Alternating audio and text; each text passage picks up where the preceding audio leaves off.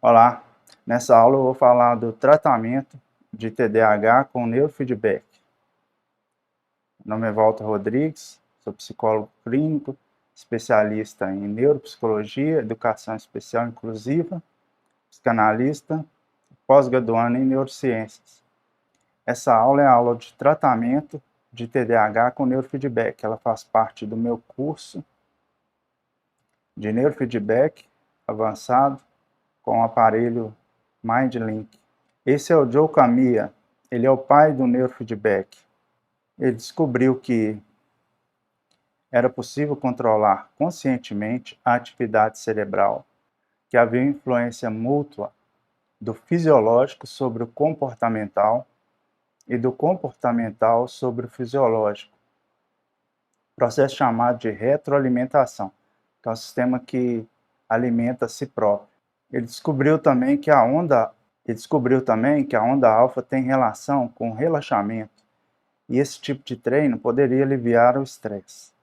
Joe Kamiya começou a utilizar os recursos do condicionamento operante, percebeu que se achava o ritmo alfa sempre que a pessoa estava em relaxamento. Foi nesse momento que se originaram a aplicabilidade do neurofeedback para transtornos e patologias como TDAH e crises epiléticos. Todo o processo usado para treinar o cérebro, que visa melhorar os sintomas do transtorno, nos mostram que a experiência é a resposta para o aprendizado, segundo a neurociência. Quando submetemos o cérebro a novas experiências, ele aprende, cria novas redes neurais e também modela os padrões que não são funcionais. Falar um pouco do transtorno de déficit de atenção e hiperatividade, depois volto no neurofeedback e depois retorno para o transtorno de déficit de atenção e hiperatividade. O que é? O transtorno de déficit de atenção e hiperatividade, segundo o DMS-5, o TDAH se classifica entre os transtornos de neurodesenvolvimento, que são caracterizados por dificuldades no desenvolvimento que se manifestam precocemente e influenciam o funcionamento pessoal, social e acadêmico. Como o TDAH é classificado no DSM-5? DSM-5 é uma sigla em inglês referente ao Manual Diagnóstico e Estatístico dos Transtornos Mentais, que é um sistema de classificação voltado aos problemas de saúde mental, desenvolvido pela Associação Americana de Psiquiatria, muito utilizado em diversos países. Como o TDAH é classificado no DSM-5? São 5 critérios diagnósticos. Critério A, um padrão persistente de desatenção e ou hiperatividade e impulsividade, que interferem com o funcionamento ou desenvolvimento. Em ambos os domínios, 6 ou mais, dos seguintes sintomas devem persistir por pelo menos 6 meses, em um grau que é inconsistente com o nível de desenvolvimento e tem um impacto negativo diretamente sobre as atividades sociais, acadêmicas e profissionais. Para adolescentes e adultos mais velhos, 17 anos ou mais, pelo menos 5 sintomas são obrigatórios. A desatenção. Muitas vezes deixa de prestar atenção a detalhes ou comete erros por descuido na escola, no trabalho ou durante outras atividades. Muitas vezes tem dificuldade em manter a atenção em tarefas ou atividades lúdicas. Por exemplo, tem dificuldade em permanecer focado durante as palestras, conversas ou leitura longa, ou na sala de aula. Muitas vezes parece não escutar quando lhe dirigem a palavra. Por exemplo, a mente parece devagar, mesmo com a ausência de qualquer distração óbvia. Muitas vezes não segue instruções e não termina tarefas domésticas, escolares ou no local de trabalho. Por exemplo, começa as tarefas, mas rapidamente perde o foco e facilmente desviado. Muitas vezes tem dificuldade em organizar tarefas e atividades. Por exemplo, dificuldade no gerenciamento de tarefas sequenciais, dificuldade em manter os materiais e os pertences em ordem, é desorganizado no trabalho, tem má administração do tempo, não cumpre prazos. Muitas vezes evita, não gosta ou está relutante em envolver-se em tarefas que exigem esforço mental constante, por exemplo, os trabalhos escolares ou trabalhos de casa, ou até mesmo para os adolescentes mais velhos e adultos, a elaboração de relatórios, preenchimento de formulários. A elaboração de relatórios, preenchimento de formulários, etc.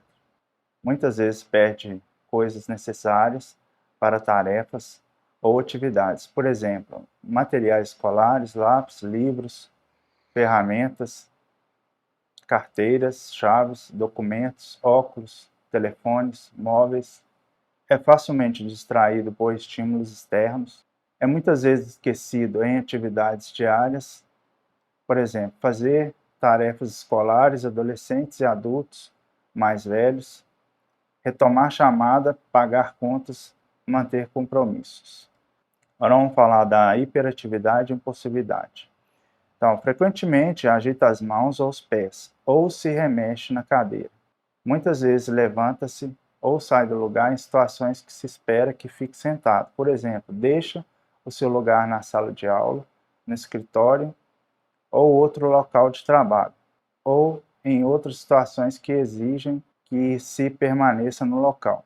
Muitas vezes corre ou escala em situações que é risco em que isso é inadequado. Exemplo, em adolescentes ou adultos, esse sintoma pode ser limitado a sentir-se inquieto. Muitas vezes é incapaz de jogar ou participar em atividades de lazer calmamente. Não para ou frequentemente está a 1000 por hora. Por exemplo, não é capaz de permanecer ou fica desconfortável em situações de tempo prolongado, como em restaurantes e reuniões.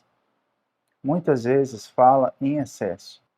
Muitas vezes deixa escapar uma resposta antes da pergunta ser concluída. Por exemplo, completa as frases das pessoas, não pode esperar por sua vez nas conversas. Muitas vezes tem dificuldade em esperar a sua vez, por exemplo, esperar em fila. Muitas vezes interrompe ou se intromete os outros. Por exemplo, intrometer-se em conversas, jogos ou atividades, começa a usar coisas dos outros sem pedir ou receber permissão. O critério B são vários sintomas de desatenção e ou hiperatividade e impulsividade. Devem estar presentes antes dos 12 anos de idade. O critério C, vários sintomas de desatenção ou hiperatividade e impulsividade devem estar presentes em 2 ou mais contextos. Por exemplo, em casa, na escola, no trabalho, com amigos ou familiares em outras atividades. Já o critério D, há uma clara evidência de que os sintomas interferem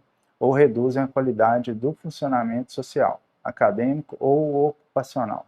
Critério E, os sintomas não ocorrem exclusivamente durante o curso da esquizofrenia ou outro transtorno psicótico e não são melhor explicados por outro transtorno mental. Por exemplo, transtorno do humor, transtorno de ansiedade, transtorno dissociativo ou transtorno de personalidade. Estima-se que até 70% das crianças diagnosticadas com TDAH na infância continuam a exibir níveis de desenvolvimento inapropriados de desatenção e, em menor grau, sintomas de hiperatividade e impulsividade durante a adolescência e na vida adulta. Isso quando não tratado adequadamente. Neurofeedback no tratamento de TDAH. Neurofeedback é uma técnica não invasiva e indolor que promove o treino direto e funcionamento cerebral, estimulando o cérebro a aprender a funcionar de forma adequada e eficiente.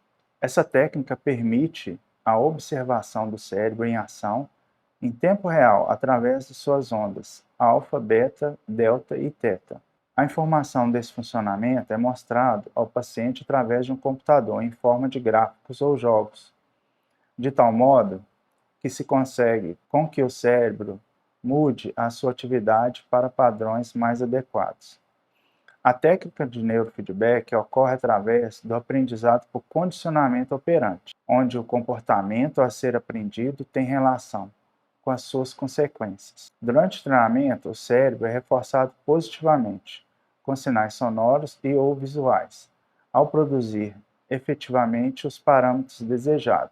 Por exemplo, o paciente ouvirá sinais sonoros emitidos pelo computador ao realizar determinada tarefa corretamente, usando apenas a mente como controle remoto. Então, ele vai controlar o jogo através da mente. O treinamento com neurofeedback é feito através de gráficos e jogos, que mostram ao paciente quando ele está relaxado, ansioso, concentrado ou desatento. E ele vai modificando esse cenário de forma interativa, melhorando suas conexões neurais. O objetivo da técnica de neurofeedback é que o paciente aprenda a treinar seu cérebro naturalmente após o tratamento. Dessa forma, os ganhos adquiridos durante o uso do neurofeedback permanecerão. Neurofeedback aborda problemas de desregulação do cérebro, como o espectro de ansiedade e depressão, déficit de atenção, distúrbios de comportamento, diversos distúrbios do sono, dores de cabeça, enxaqueca e distúrbios emocionais. Também é útil para condições cerebrais orgânicas, tais como convulsões e espectro do autismo e paralisia cerebral. O equipamento usado contém 3 eletrodos que é posicionado na testa do paciente, que detecta as atividades neurais e tem um design sofisticado, atraente e de alta tecnologia, facilitando assim seu manejo com qualquer usuário. Trata-se de uma técnica individualizada que atua em função dos padrões individuais de ativação cerebral, munida a outras técnicas psicoterápicas que promovem uma melhor qualidade de vida e performance cerebral. Então, trata-se de uma técnica individualizada. Então, no percurso do tratamento, se obtém um padrão neural daquele paciente, de acordo com seu quadro clínico, e no decorrer das sessões, pode-se modificar o tipo de exercício da qual esse paciente está fazendo, ou intensificar alguns e diminuir outros, ou vice-versa. Condicionamento operante associa a resposta e sua consequência. Aprende através de seguidos atos de recompensa e a evitar os seguidos de punição. Exemplo, apertar um botão de uma máquina de café e retirar a bebida. Então, retirar a bebida é a recompensa, no caso. A aprendizagem não ocorre apenas por associação, mas também através da observação, que são os estímulos visuais e auditivos do jogo, que ocorrem graças aos chamados neurônios espelhos. Esses tipos de neurônios, eles têm a função que promove o aprendizado do ser humano por observação e imitação. A recompensa aumenta a velocidade da aprendizagem. Ativa o sistema de recompensa do cérebro.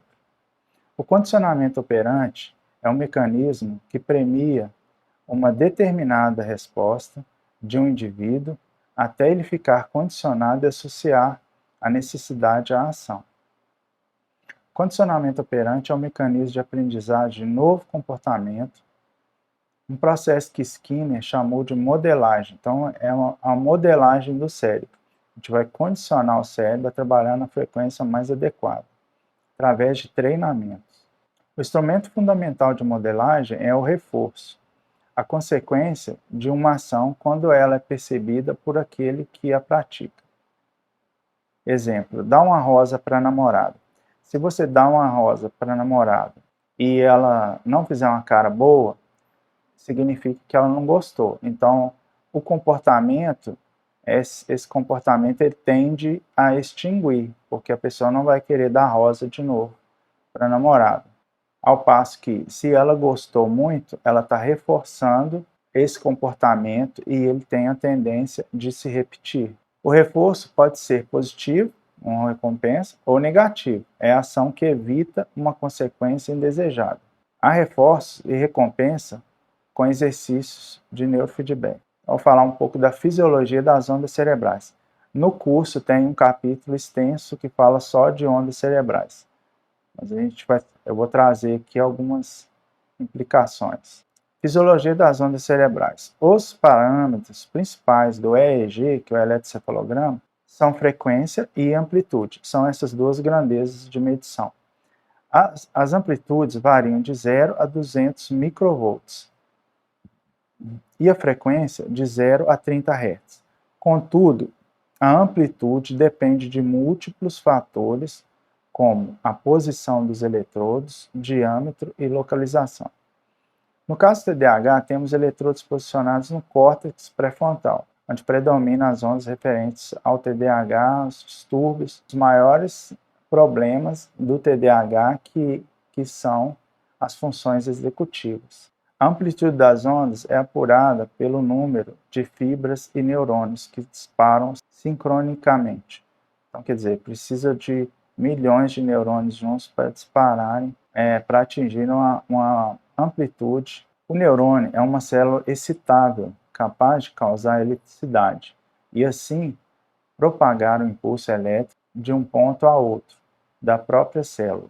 Neurônios piramidais são fundamentais pela aquisição das ondas de EEG, que é eletrocefalograma.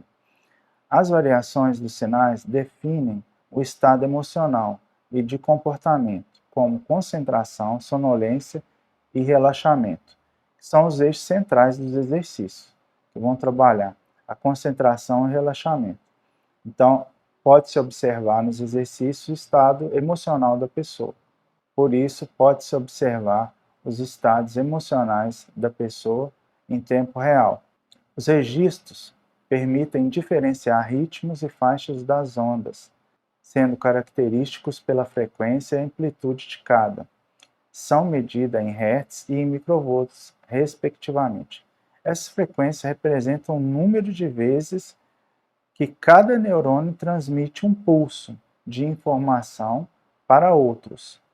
E a amplitude define a intensidade de cada impulso elétrico. O neurofeedback é um tratamento das áreas avaliadas através de um feedback auditivo e visual, que, por meio da teoria dos 3 R's, que é repetição, reforço e regularidade, neuromodula o cérebro para modificações significativas e permanentes. Neurofeedback tradicional utiliza protocolos que consistem no posicionamento de 1 ou 2 eletrodos em áreas cerebrais relacionadas ao problema. No caso do TDAH, ele é colocado na testa, que é onde ocorre uma incidência ali de desregulação das ondas cerebrais referentes ao transtorno. Então, ele posiciona de 1 ou 2 eletrodos em áreas cerebrais relacionadas ao problema do paciente. Foi encontrado como marcador biológico de pessoas com TDAH um excesso de atividade θ e um déficit de atividade β na área pré-frontal, quando relacionado à linha média ou baseline. O cérebro do TDAH apresenta ondas lentas no lobo pré-frontal e ondas mais rápidas na parte posterior do cérebro. Além disso, é comum que haja uma taxa inferior à necessidade de ondas SRM, que é sensório-motor, na área sensório-motor. A área pré-frontal, essa área é responsável pelo controle executivo, desempenha um papel importante na integração das informações sensoriais, além da regulação da função intelectual e ação. Uma de suas atribuições principais é o desenvolvimento da memória de trabalho. A maioria dos protocolos consiste em aumentar as ondas rápidas na parte anterior e reduzir as ondas lentas na parte posterior do cérebro, aumentando assim a incidência de ondas lentas. Alterações nessas áreas se relacionam a síndrome desexecutiva, que eu vou falar sobre funções executivas para contextualizar. Problemas com afeto, dificuldade de abstração, problemas na memória executiva, dificuldades de julgamento social. O que é função executiva? É um conjunto de habilidades para diferenciar pensamentos conflitantes, consequências futuras de atividades correntes, trabalho em relação a uma meta definida, previsão de fatos, expectativas baseadas em ações e controle social. Tem a ver também com planejamento, tomada de decisões, controle inibitório, atenção e memória de trabalho. Tem uma ativação predominante no córtex pré-frontal, que é onde os eletrodos captam ali as ondas referentes. Prejuízos nessa área implicam em maior impulsividade, agressividade e inadequação social. Então aqui tem os dois aparelhos. Então, os treinos de EEG produzem excelentes resultados a médio e longo prazo. O MindLink atua nas áreas FP1 e FP2, a onda beta. Então, é essa área aqui do córtex cerebral. O primeiro aparelho é o NeuroSky. Então, tá aí os dois aparelhos, né? Eu uso o segundo, que tem 3 eletrodos, que é de última geração, é o mais recente. TDAH, principalmente em casos de desatenção, tem predomínio de ondas lentas, tanto na região pré-frontal como em CZ. É uma alteração dopaminérgica na área pré-frontal e região límbica. Então, a ação do neurofeedback vai fazer com que o cérebro produza mais dopamina. Então, alteração dopaminérgica na área pré-frontal. Então, o neurofeedback vai atuar modulando o cérebro, fazendo com que ele produza mais dopamina, que está em déficit. E região límbica. Pode trabalhar em aumentar a tensão, aumentando o ritmo beta e reduzindo o teta. Então, esse é o protocolo básico para TDAH. Então, aí tem a representação do cérebro com TDAH, que é o que tem mais cores, e o outro sem TDAH. A medicação é importante porque vai trabalhar a reação neuroquímica. Se tem uma alteração de liberação dopaminérgica, quem vai fazer isso é o medicamento.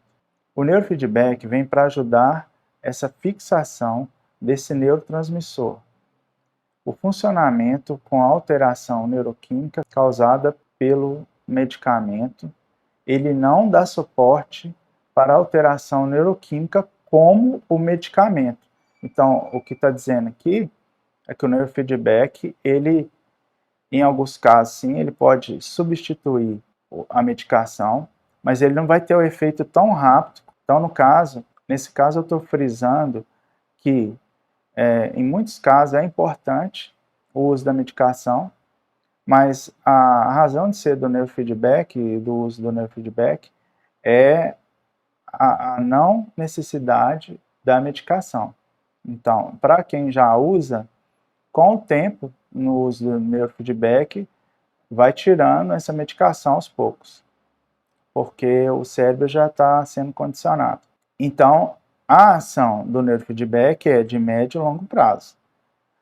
Então, é diferente da medicação, que é poucas horas, né? Que é diferente da alteração neuroquímica do medicamento, que é imediato. Então, devemos considerar que o tratamento é realizado com auxílio de programas individuais em função da evolução de cada paciente. É o que eu já falei. Nas primeiras sessões já se observa um padrão neural para aquele paciente. Então, ele vai apresentar dificuldades em alguns exercícios e facilidade em outros, né? Ou facilidade nos dois, ou dificuldades nos dois. Então, já se obtém um padrão neural daquele paciente. Qualquer alteração no decorrer, aí é feita a intervenção ali psicoterápica. Então, cada paciente ele tem um protocolo de acordo com o seu quadro clínico. E ainda assim, de acordo com o seu quadro clínico, o protocolo ele ainda vai ser individualizado decorrente ao seu padrão neural, decorrente às suas dificuldades em alguns exercícios e facilidade em outros.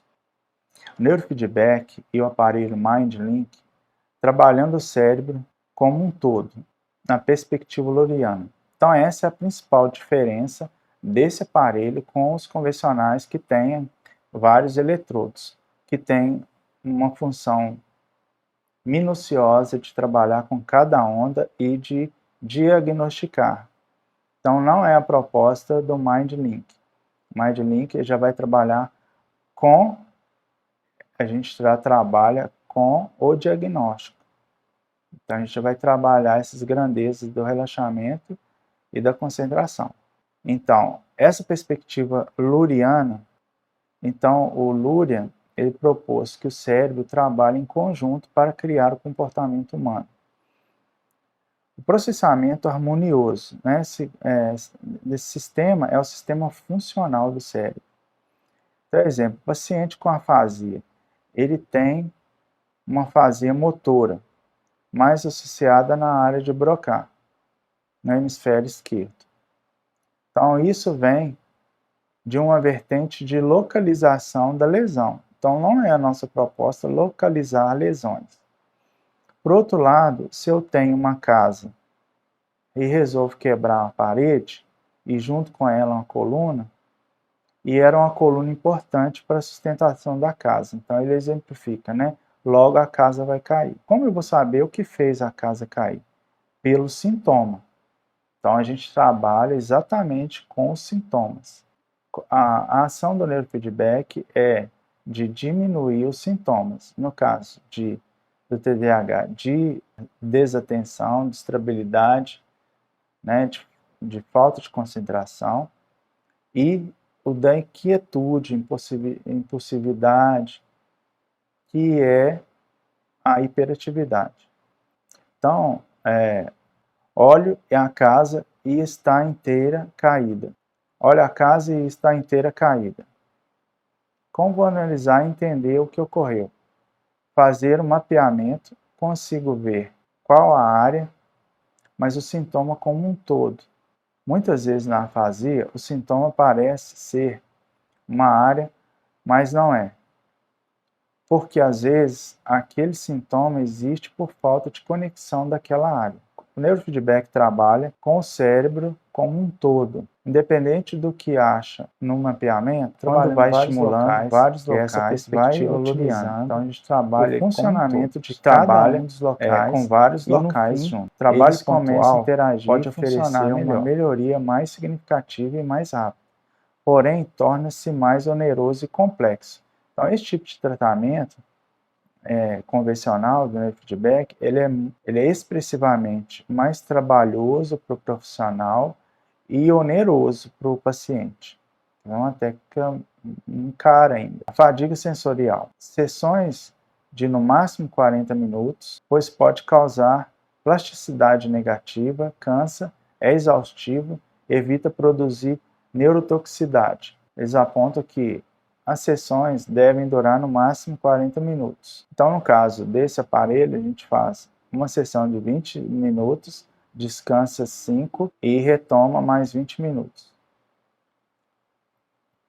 Observações: principais funções cognitivas que são inteligência, atenção, memória, percepção, linguagem, raciocínio, aprendizagem, velocidade de processamento, flexibilidade mental, habilidades visoconstrutiva, habilidades visoespacial, funções motoras e executivas, são tratadas de forma global com o neurofeedback, como já foi dito antes.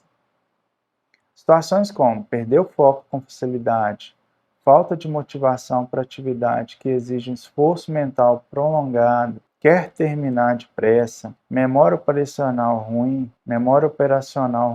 compreensão verbal, dislexia, interromper o tempo todo, dar preferência a testes que usa o Z-score para mensurar o desvio padrão, que mostrará o quanto está fora da medida. Então, esse para quem usa muito teste, para quem prefere usar teste para fazer avaliações neuropsicológicas no início, então eu sugiro que dê preferência aos testes que usam o Z-score, né, para mensurar o desvio padrão, que mostrará o quanto está fora da média. É melhor do que o percentil, na minha opinião. Transtorno de aprendizado. Os mecanismos de leitura são independentes da inteligência. É bom ressaltar isso. Aquisição de leitura, compreensão de texto, resultados ideográficos. Então, os resultados ideográficos, então, é a comparação do indivíduo com ele mesmo. Então, no processo do tratamento ele é feito sempre a comparação dos resultados anteriores. E velocidade de processamento, que ele aumenta com o tempo, ele aumenta a velocidade de processamento.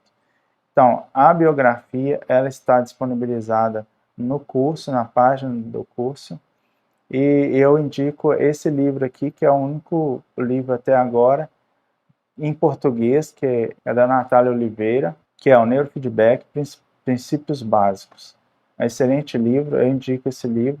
Inclusive, algumas informações são obtidas desse livro, que é o MindLink. Aqui são meus contatos, e no mais, muito obrigado.